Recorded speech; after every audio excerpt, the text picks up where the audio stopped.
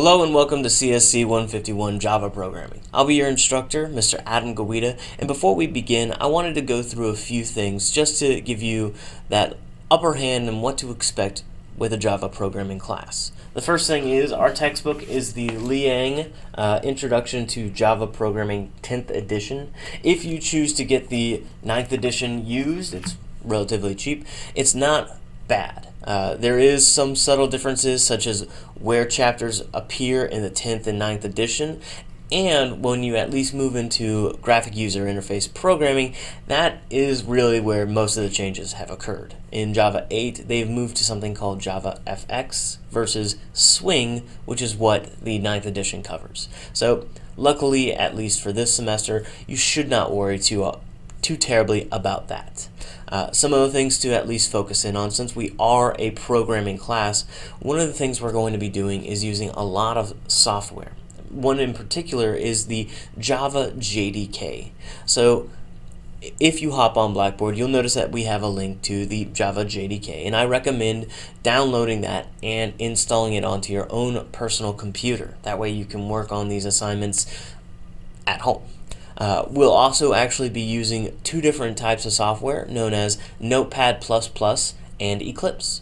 Notepad++ for at least Windows is a modified text editor. So if you are familiar with using just generic Notepad, alright, it's not that great. It doesn't have all the bells and whistles that you would really like when doing programming.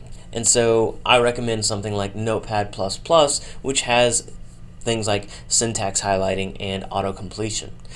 Since it is only for the Windows machine, I recommend Sublime Text or Bluefish for anyone running on a Mac or Linux machine. We'll be using this text editor to begin with because I want you to understand programming before we start getting into using an IDE, an integrated developer environment. And that's actually where Eclipse will come into play, because so many beginners look at Eclipse and it seems so daunting, not knowing where to start, not knowing where to go. We want to start with Notepad.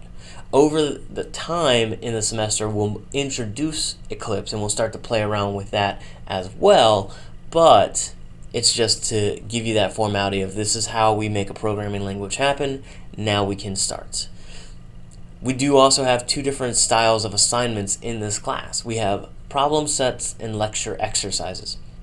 Now, the lecture exercises, those are going to be completely available up until the end of the semester, pretty much last day of class. So as soon as they are assigned every week, you're free to wait until the last minute, or what I actually recommend you do is try and pick those up after lecture. See if you can immediately respond back to those things. That's all they're going to do, is just to check in, were you paying attention?